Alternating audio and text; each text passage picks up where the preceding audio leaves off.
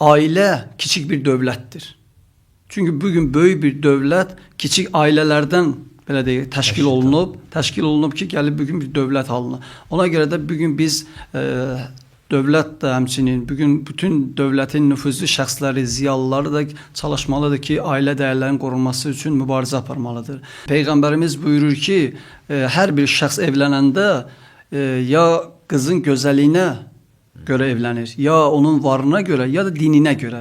Yaxşı olar ki, buyurur ki, dinə görə, əxlaqa görə, yəni hər hansı bir xanımı seçin, evlənin. Yəni yaxşı olar ki, insanlar ailə quranda düşünsünlər ki, mən bu şəxslə evlənirəmsə, bu şəxsin valideynləri mənə etibar edib bu qızı, mənə əmanət edib.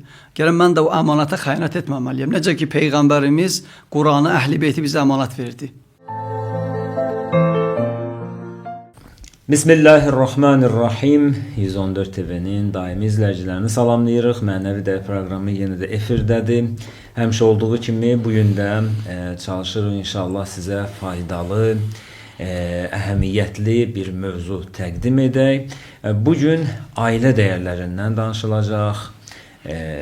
Evlənmə, izdivac, evlilik barəsində bu işin əhəmiyyəti barəsində söhbətimiz olacaq. Həm söhbətim əziz qonağım Lənkəran rayonundan təşrif gətirib. Lənkəran rayonu Daşlatök kəndinin məscidinin dini icma sədri və imamıdır. Şahid Babayev bizimlədir. Salamlayıram sizi. Xoş gəlmisiniz. Xoş gördük. Necəsiz? Sağ olun. Təşəkkür edirəm.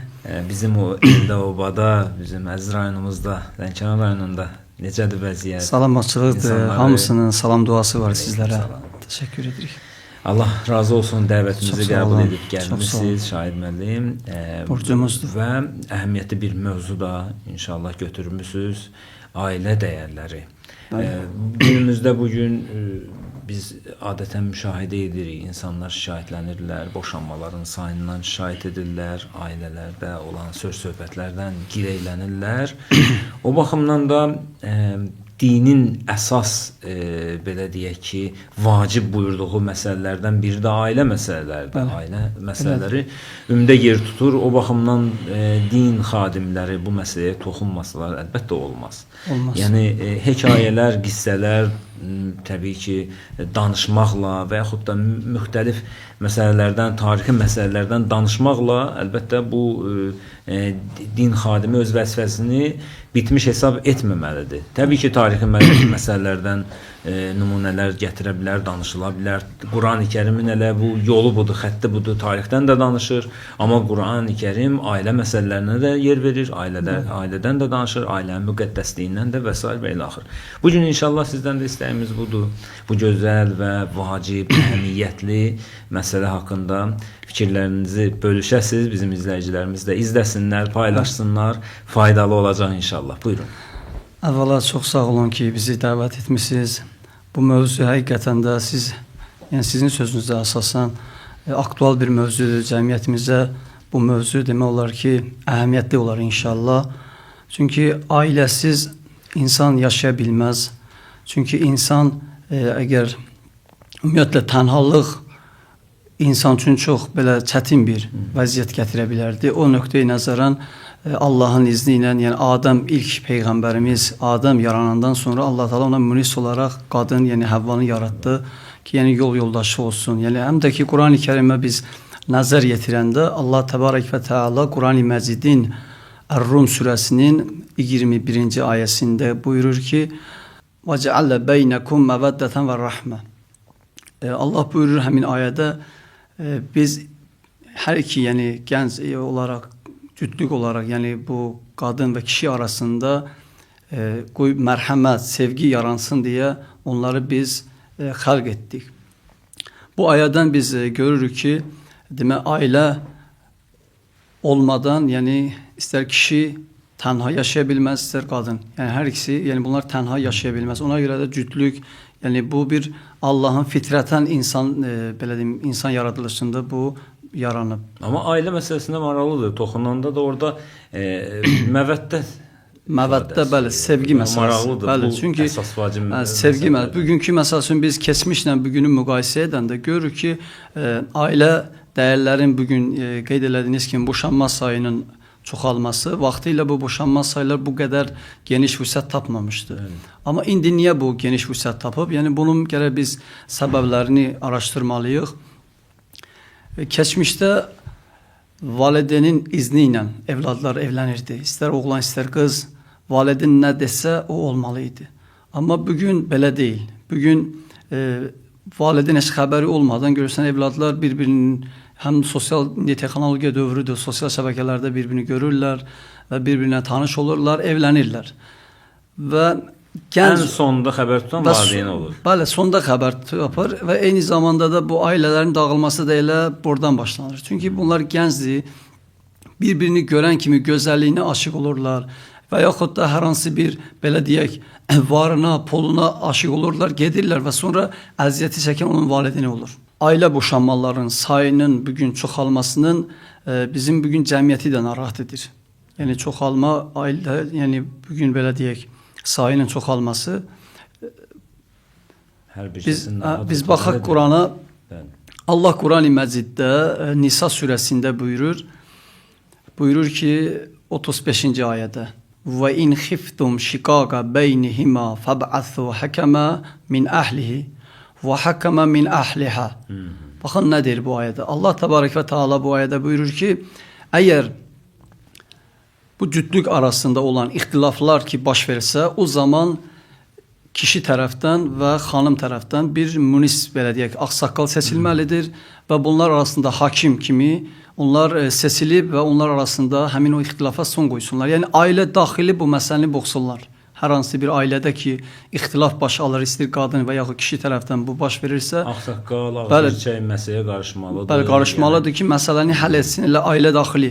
Bugün bunu geniş vüsət tapmaq, hər hansı bir ümumi cəmiyyətə bu kimi ailə boşanma saylarının çoxalması doğru deyil. Mənim ailəmə heç kim müdaxilə etməməlidir. Yəni belə bir hal olanda mənim ailə məsələmdə heç kimin ixtiyarı yoxdur və hər kəs də deyib belə yanaşır ki, mənim nəyimə görə cəmaatın işinə qarışam. Ümumiyyətlə dinimizdə bu haldır. Bəli, müəllim, dinimizdə bu bəyənilməyən bir işdir. Yəni cəmiyyət olaraq məsələn hərəmiz deyir ki, mənim nəyimə gərək. Elə bizim nəyimizə gərək deməklə biz cəmiyyət olaraq çox geriyə getdik.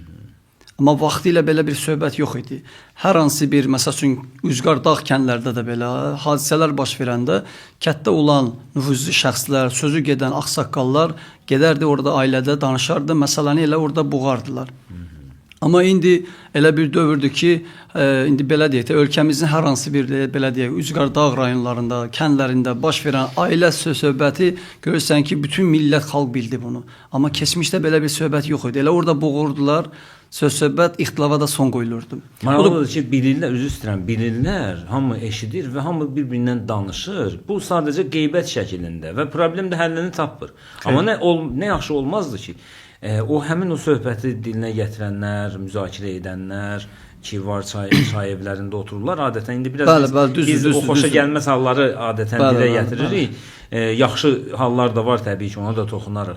Amma orada oturan ağsaqqallar ki var, onlar məsələyə qarşısın, gəlsin, desin, mən olan bir nəsihət eləsin. Bəlkə onun sözü keçsin. Keçər, bu düşünmür, dərk eləmir. Bunlar iki nəfər ancaq mübahisə edirlər. Amma burada bir tanınmış, nüfuzlu ağsaqqal və yaxud ağbirçək insan gəlsə, onlara tövsiyə eləsə, nəsihət eləsə ki, bu əksər hallarda öz effektini verirdi, müsbət effekt verirdi. Amma indi hamı başını çəkir bu yana mənim nəyimə lazım deyir və ona görə də boşanmaların sayı şikayətlənir ki, çoxdur. Bu amillər var da, bunu dilə gətirmək lazımdır. Buyurun. Baxın, əgər hər bir gənc olaraq, məsəl üçün xanım olsun, bəy olsun, əgər o insan Qurandan məlumatlı olsa, dinimizdən məlumatlı olsa, yəni dini maariflənmə o gənclərdə olsa, mən deyərdim ki, yaxşı olardı ki, bizim bu gənc nəsil hələ evlənməmişdən öncə, o necə ki, hərbi xidmətə biz gedəndə bizə əskərin vəzifəsi olan bir kağız verərdilər ki, yəni hər bir hərbi xidmətə gələn öz əskər olaraq vəzifəsini bilsin.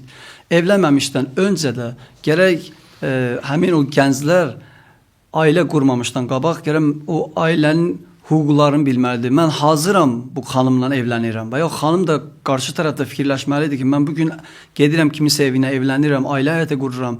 Bu şəxslə mən yaşaya bilərəm ya yox, öncədən səbəblərini bilməlidir ki, sabah o vəziyyət gəlib çıxmasın. Baxmırlar, oxşarlığı var ya yoxdur. Bu, məsəl üçün, bəzən kasıb bir şəxs, cavan oğlan gedir bir də varlı qızla evlənir, varlı, imkanlı bir, çoxu imkana baxır da. Məsələn, dinimiz bəyənmir bunu. Düzdür, gözəllik, var dövlət, bunlar hamısı gözəldir həyatda, yəni insan yaşayışı üçün. Amma belə deyək ki, mənim məqsəd o olmamalıdır da. Yəni amma məqsəd o olmamalıdır. Yəni bunlar gözəldir, amma Peyğəmbərimiz gözəl deyir. Deyir ki, filan kəsin atası yaxşı vəzifədədir. Amma vəzifə müvəqqətidir. Sən o atasından ailə qurmursan axı, biraz ifadə düzdür. Yəni valideyn bu gün uşağını təhrik edir ki, filan kəsin atasına bax gör harda işləyir, sənə də bir əlindən tutar filan. Ged onun qızını al. Bax bu bir həqiqətən də var belə məsələlər var. Əslində baxanda, yəni Peyğəmbərimiz buyurur ki, hər bir şəxs evlənəndə ya qızın gözəlliyinə görə evlənir, ya onun varına görə, ya da dininə görə. Yaxşı olar ki, buyurur ki, dinə görə, əxlaqa görə, yəni hər hansı bir xanımı seçin, evlənin. Ki, sabah o var dövlət əlindən çıxanda özünü necə göstərəcək? Bu səbri olacaq, təmkini olacaqmı? Yoxsa deyəcək ki, vəssalam, bağda ərik var idi, salam mələk var idi. Yoxun, indi vəzifədən çıxılmısan, pulun yoxdur, mən səni neyinirəm? Bəli, söhbət odur da. Yəni, bu bilməlidir ki, məsəl üçün, hər bir şəxs bilməlidir ki, mən bugün vəzifəyə görə evlənirəmsə, kiminsə qızı ilə, sabah ola bilər ki, o qızın atası, yaxud hər hansı bir yaxını o vəzifə müvəqqəti çıxıb gedəcək. Gözəllik də gedəcək. Yəni 40-50 yaş gözəllik gedir. Əgər gözəlliyə aşiq olmursansa, o gözəllik də itəndən sonra o arada soyuqluq yaranacaq və soyuqluq da yavaş-yavaş gətirir həmin o boşanmağa tərəf. Peyğəmbərimizdən bir hədis var ki, buyurur ki, və təzəvvəzü, yəni evlənin, ailə qurun. Sonra buyurur ki, və lə tutalliqu, talaq verməyin. Fə innə talaq, həqiqətən talaq, buyurur ki, təhizzu minhul ərş. Həqiqətən talaq kim versə, o zaman bilsin ki, ərş titrəyər bu hadisədən. Düzdür, talaq vermək dinimizdə halaldır. Amma Allahın yanında belə deyək də bəyənilməmiş bir halal, yəni bir əməldir bu.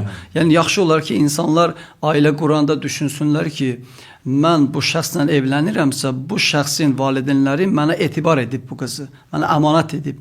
Gələn mən də o əmanətə xəyanət etməməliyəm. Necə ki, Peyğəmbərimiz Quranı, Əhl-i Beyti bizə əmanət verdi. Peyğəmbər bizim mənəvi atamızdır. Bugün də qaynata da Peyğəmbər nə deyir? Qaynata, qaynana hər bir şəxsin valideyni kimidir. Necə ki, ata, ana mənim valideynimdir. Çünki mənim gələcək evladlarımın babası, nənəsi sayıldığı üçün onlar da mənim bir tərəfdən valideynlərimdir. Ona görə də əgər sən bugün onun evladını gətirirsən evinə, sabah düşünməlisən ki, sən də sabah evlad sahibi olarsan, sabah sənin də bir qızın olacaq, sən qızını versən, sənə qarşı belə bir təzyiqlər olsa, sən qızına qarşı, sən necə bunun qarşısında durarsan? Ona görə insan çünki İslam dini təfəkkür dinidir. İnsan sağlam düşünsün, əqllə düşünsün ki, mən addım atıram. Allah Quranda deyir ki, فَاَيْنَ تَذَّبُونَ hara gedirsiniz? İnsan bir addımı atanda düşünməlidir ki, mən bu addımı atıram. Bu addım məni hara çıxardacaq? Nə ilə nəticələnəcək? Bu işin dalınca gedirəm. Hər bir insan bunu bilsə, dərk eləsə, məncə bu ailə həyatı bütün məsələlərin önündə durur. Həm də ki, belə bir söz var, deyim var ki, deyir, sağlam ailə, sağlam cəmiyyət deməkdir. Bugün biz cəmiyyətin sağlamlığını düşünürüksə, ailələrdən başlamalıyıq bu sağlamlığı. Hətta dövlətimizin də sütunu, möhkəm sütunlarından biri ailə dəyərlərdir. Hətta biz orta məktəbdə oxuyanda müəllim demişdi ki, ailə kiçik bir dövlətdir. Çünki bugün böyük bir dövlət kiçik ailələrdən belə deyək, təşkil olunub ki, gəlib bugün bir dövlət halına. Ona görə də bugün biz dövlət də həmçinin, bugün bütün dövlətin nüfuzlu şəxsləri, ziyalıları da çalışmalıdır ki, ailə dəyərlərinin qorunması üçün mübarizə aparmalıdır. Və ailələrdə olan, belə deyək, negativ halların qarşısını almağa cəhd eləməlidir. Yəni deməməlidirlər, mənim nəyimə lazım, qonşuda ailə boşanma var, mənim nəyimə lazım. Düzdür, indi bəzilər bəyənmir bunu, sən kimsə mənim ailəmə müdaxilə edirsən. Əslində biz bu sözlə razılaşmamalıyıq, gələr mübarizə aparmalıyıq. Bir söz var, deyir, Peyğəmbərimiz bir gün sahabalara dedi ki, təsəvvür edin ki, gəmidəsiz. Bir dəstə cəmiyyət, deyək ki, 20 nəfər, 30 nəfər gəmidə oturub. Gəmi ilə gedirsiniz.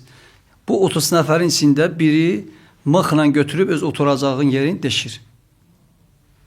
Bir nəfər bu 30 nəfərdən etiraz edir. Deyir ki, ya qardaş, buranı deşmə, buranın sən bizim üçün təhlükə var da, eləmə. Deyir ki, yox, bura mənimdir, bu yeri almışam.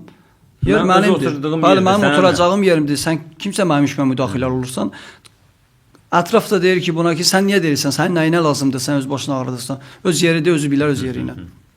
Zaman keçər, həmin o deşik olan yerdən su yavaş-yavaş gəmiyə dolar.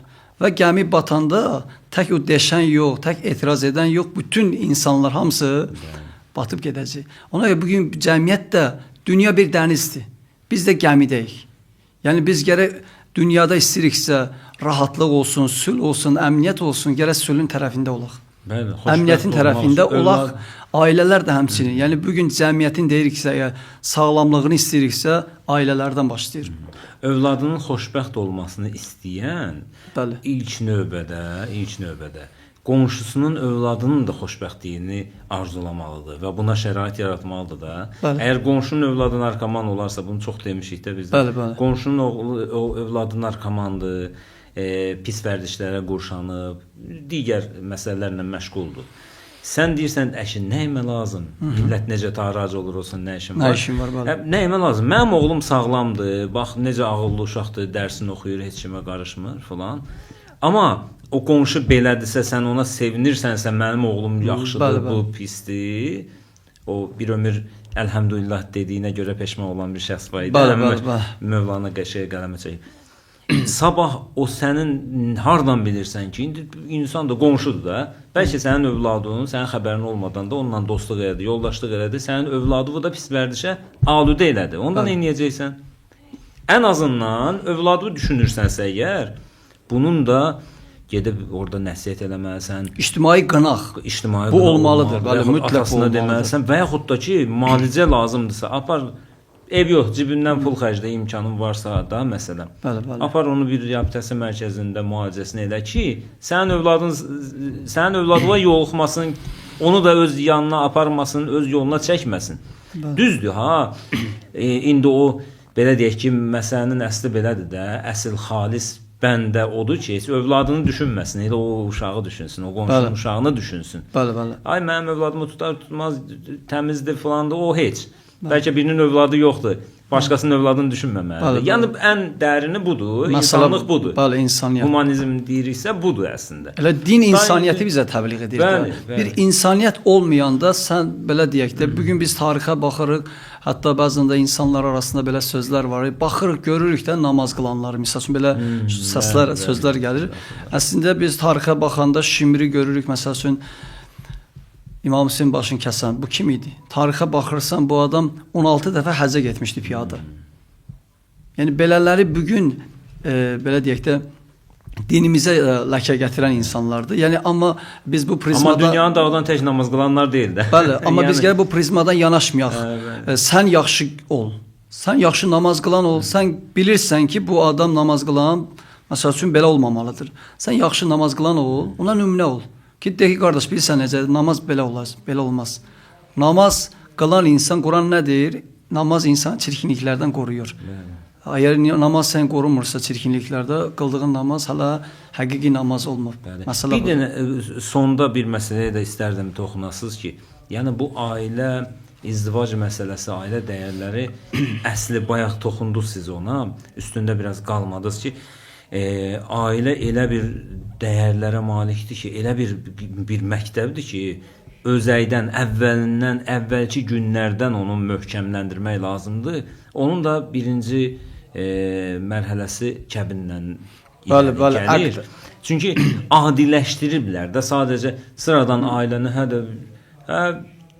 evliliyi bilsən sadəcə gəlin gedək yaşayaq filan vəsməkən. Amma kəbinə ehtiyac yoxdur filan da bu cürdə dilə gətirirlər də. Nə ehtiyac var filan. Hər şey ona nə ehtiyac var, buna nə ehtiyac var filan.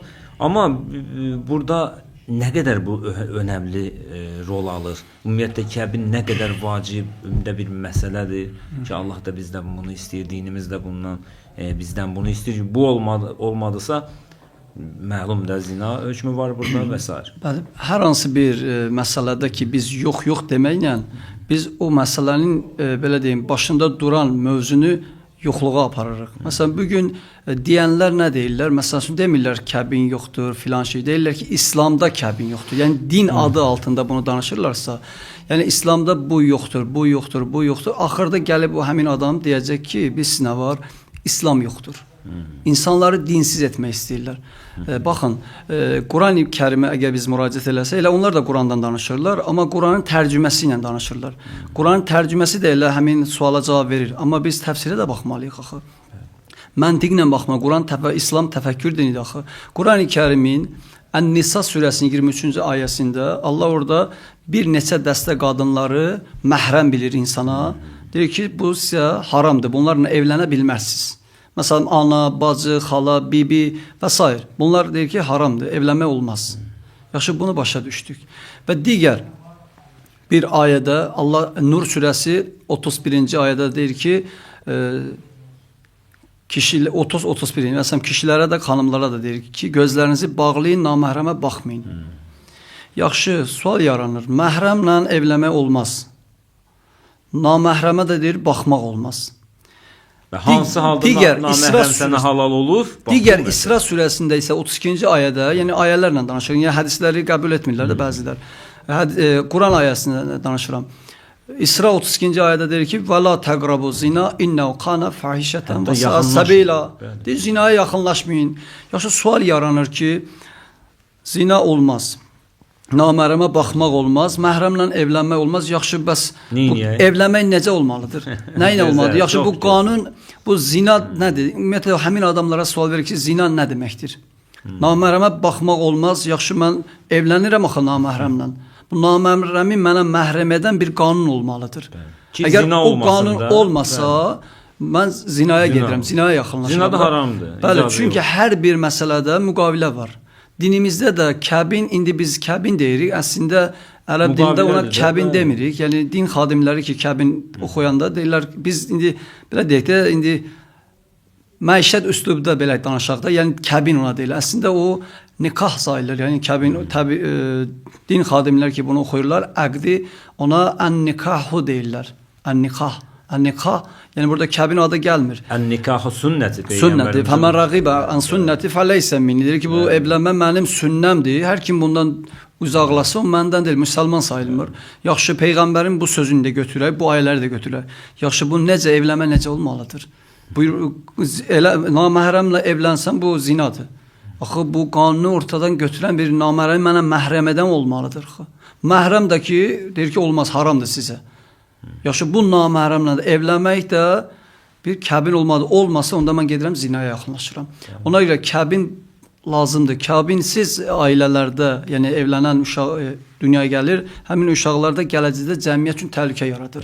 Və bugün ailə boşanmalarının da, bunu da deyək, ailə boşanmalarının da səbəbi çoxu gənclər, hamısı əksəri yoxlasa görəsi ki, valideynləri hamısı evladı bəlkə də kəbinsiz dünyaya gətirənlərdir. Ona ixtisaslar baş verir. Burada ola bilər, qarşı tərəf cavab versinlər ki, bəs dövlət nigahı var da, qeydiyyatı, məsələn, ZAKS deyirlər də. Buna mən özüm qısa cavab veririm, sonra siz biraz geniş cavab verərsiniz ki, məsələn, bizim prezidentimiz, dövlət rəhbəri and içəndə, məsələn, birinci ilk növbədə Qurana and içir, sonra Konstitusiyaya. Doğru mu? Bəli. Bu dövlətin kitabı da belə deyir. Bu da Allahın kitabıdır. İkisi də müqəddəsdir. Bəli, ikisi də bizim üçün müqəddəsdir. And yerimizdir, belə deyək. İndi bu ZAKS da bizə lazımdır, vacibdir də, dövlətin qanunudur, söz yox ki. Amma kəbin də Allahın buyurduğudur, 14 əsrdir, bizim Peyğəmbərimizin sünnəsidir. Yəni bunu tərk eləyəsən ki, bu bəs eləyər, bunu hardan çıxarırsan və yaxud da ki, bunu tərk eləyərsən ki, yox, mənə kəbin bəs eləyər, sonradan yaranan problemləri də gərək öhdəvə götürəsən, indidən razılaşasan ki, problemlər yaranır, təbii ki, amma bu dövlətin qanunudur, ZAKS-dır, gərək olmalısan və bunun qızın özü üçün də, gələcəyi üçün də faydaları var, elə oğlanın özü üçün də. Yəni buna indi siz sevindirici haldır ki, bugün dövlətimiz həmin bu məsələyə çox gözəl izahatlar verib. Məsələn, bugün kəbindən öncə din xadimlərə tapşırıq veriblər ki, rəsmi nikah olsun, sonra kəbin.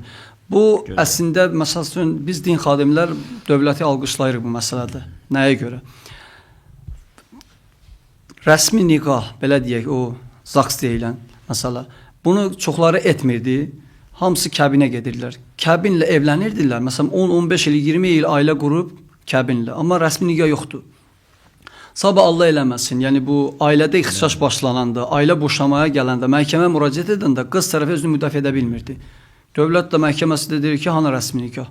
Çünki kəbinlə məhkəmə ilə bir qanun, çünki kəbin dövlət qanunu deyil. Bu dini şəriətin bir belə deyək əqd müqaviləsidir. Amma dövlətin belə deyək bu müqavilə isə dövlətindir ki, sabah o əmlak payı məsələsində, çoxlu evladların məsələn tanınma məsələsində o rəsmi nikah orada zəruriyyət yaradır ki, bu olmalıdır. Hər ikisi olmalıdır. Belə deyək. Yəni mən çox üzr istəyirəm də bu mənə bəs ancaq su içirəm. Belə deyək. Əgər mən Azərbaycan dövlətinin vətəndaşıyamsa, həmin o rəsmi nikaha mən imza atmalıyam. Bəli.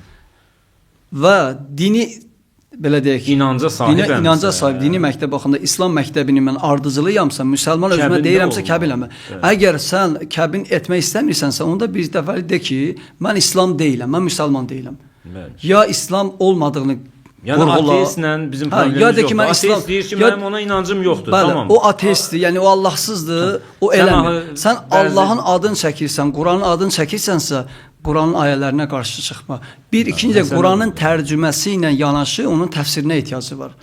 Bəli, çünki Quran deyir ki, Peyğəmbər sizə nəyi deyirsə, nəyə əmr edirsə, onu götürün və sizi nədən çəkindirirsə çəkinin. Əgər Peyğəmbər mənə deyirsə kəbin məsələsini, mən niyə də buna qarşı olmalıyam? Əgər hər şey Quranla ölçülürsə, onda Qurandan çox şeylər var ki, biz icra edilir. Həmin adam namaz qılırsa, əgər namazda Quran deyir ki, namaz qılın, amma demir neçə rükət, hansı namaz, onu demir. Məsələn, niyə namaz qılır? Ya namaz qılmır, ola bilsin namaz qılmır. Rükətlərlə getmir. O təfsiri də qəbul etməyən olur, desə ki, təfsiri mən qəbul etmirəm, onda bəs özü cəmaata deyir, filan şey belədir, belədir. Bu da təfsirdir də. Bəli, təfsirdir. Bəzən görürsən hədisi qəbul edir.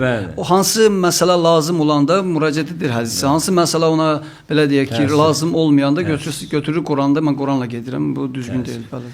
Şahin müəllim, çox minnətdaram sizə. Həm dəvətimizi qəbul etmisiniz, uzaq gəlmisiniz. Allah razı olsun. Həm də faydalı bir proqrama. Yəni bu mövzu belə deyək də, bu mövzu ətrafında çox danışmaq olar, çoxlu müzakirələr etmək. Vacib məsələlər. Yəni çox müzakirə etmək olar bu mövzu ətrafında. Yəni bu bir saatlıq mövzu deyil. Bunun haqqında biz nə qədər danışsaq, vaxt bitər. Belə deyək, o mövzu bitməz. Yəni minnətdaram sizə. Ailə də elə zəruri mövzudur. Bəli. Allah razı olsun sizdən. Çox sağ olun. Allah sizlərdə var, minnətdaram. Sağ olun. Əziz və möhtərəm izləyicilər, növbəti proqramda görüşəndə də sizdən ayrılırıq. Proqramı çalışın, bəyənin və dostlarınızla paylaşın ki, insanlar var, izləsinlər. Ola bilər ki, bir tövsiyə xarakterli olsun, qulaqlarına dəysin kimlərinsə və hansısa bir ailə əgər boşanma təhlükəsi ilə üzbəyizdirlərsə, onlar bu işdən çəkinə bilərlər. Allah kəlamları çox təsirlidir əlbəttə. Peyğəmbər kəlamları və ümumiyyətlə burada danışanlar Allah kəlamlarıdır, Quran ayələridir ki, əziz qonağımız sizə çatdırdı. Ola bilər biriləri eşitsin bunu və təsirli olsun və xoşbəxt olsunlar. Bu elə bizə bəsdir. Cəmiyyətimiz nə qədər xoşbəxt olsa, cəmiyyətdə bütün fərdlərimiz nə qədər xoşbəxt olsa, hər birimiz xoşbəxt ola bilərik. Allah səadətli günləri sizdən bizdən əsirgəməsin. Sağ olun.